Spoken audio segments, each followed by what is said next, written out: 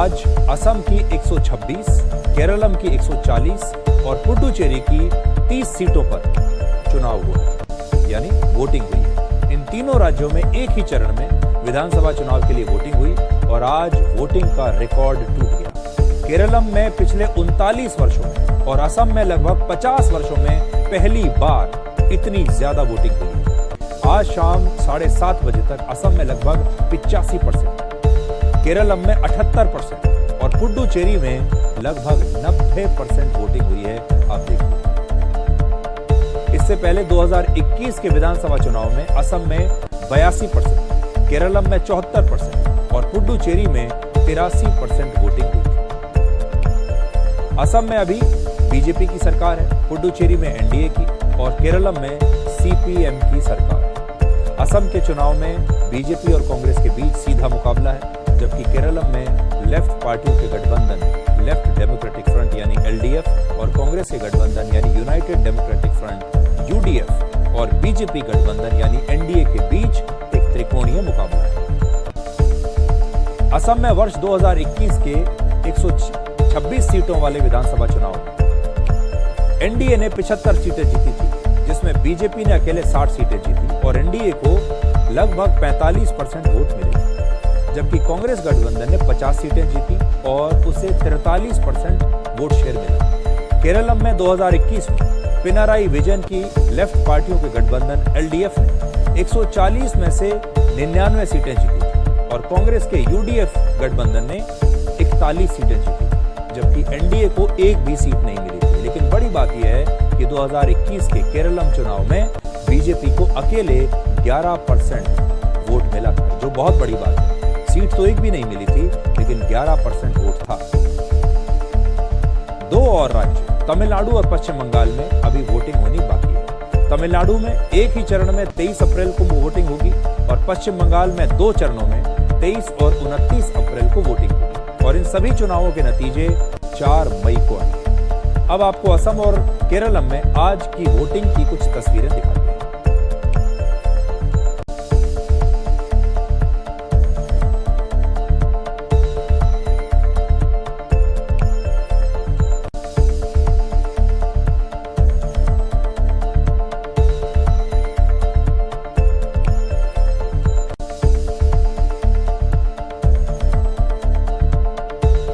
Literacy rate है 95%, जबकि असम में लिटरेसी रेट है 87%। लेकिन वोटिंग के मामले में असम के लोग आगे निकल गए। अब आपको केरलम और असम के चुनाव के बारे में 2 दिलचस्प आंकड़े दिखाते हैं। पहला, पिछले 3 विधानसभा चुनाव में असम में केरलम के मुकाबले ज्यादा वोटिंग हुई। आखिरी बार 2006 में असम में केरलम से कम वोटिंग हुई थी। पिछले 2 विधानसभा चुनाव में असम में 82% से ज्यादा वोटिंग हुई और इन चुनावों में वोटिंग परसेंट बढ़ने का फायदा बीजेपी को हुआ था और आज भी असम में केरलम से ज्यादा वोटिंग हुई। असम में 85% और केरलम में 78% वोटिंग हुई। दूसरा, केरलम के मुकाबले असम में युवा वोटर्स की संख्या ज्यादा है। असम में लगभग 31% वोटर्स 30 साल से कम के हैं, जबकि केरलम में इनकी संख्या 22% है। केरलम में 60 साल से ज्यादा उम्र के वोटर्स लगभग 24% हैं और असम में इनकी संख्या 14% है। दोनों राज्यों के मुख्यमंत्रियों की उम्र अगर आप देखें तो असम के मुख्यमंत्री हिमंता बिस्वा शर्मा की उम्र 57 साल है और केरलम के मुख्यमंत्री पिनाराई विजयन की उम्र है 82 साल। केरलम में 54% हिंदू आबादी है, जबकि 26% मुस्लिम और 18% ईसाई आबादी है। यह है केरलम का ब्रेकअप। तो लगभग 26.5% मुस्लिम आबादी है और 18.5% ईसाई आबादी है। असम में 61% हिंदू आबादी है और 34% मुस्लिम और 4% ईसाई आबादी है। ये असम का ब्रेकअप। केरलम को लेकर पिछले 3 वर्षों में द केरला स्टोरी नाम से 2 फिल्में आ चुकी हैं और इन फिल्मों में केरलम में लव जिहाद और आतंकवाद जैसे मुद्दों के बारे में बताया गया। वहां की डेमोग्राफी कैसे बदल रही है उसके बारे में बताया गया। अब ये भी देखना होगा कि इस प्रकार की जो फिल्म आई उनका असर इस बार के चुनाव में कितना दिखाई देगा।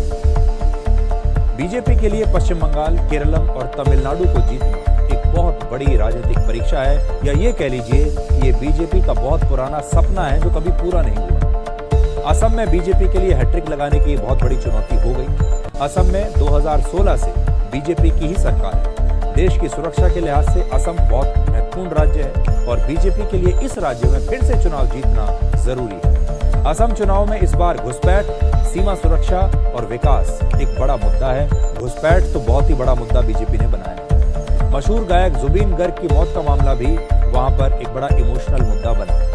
केरल में इस बार महंगाई, बेरोजगारी और पलायन बड़ा मुद्दा था। असम में बीजेपी की 2 बार सरकार बनी है, लेकिन केरलम, पश्चिम बंगाल और तमिलनाडु में बीजेपी आज तक कभी सरकार नहीं बना। पश्चिम बंगाल में ममता बनर्जी 15 साल से, तमिलनाडु में एम.के. स्टालिन 5 साल से और केरलम में पिनाराई विजयन 10 साल से सत्ता में है।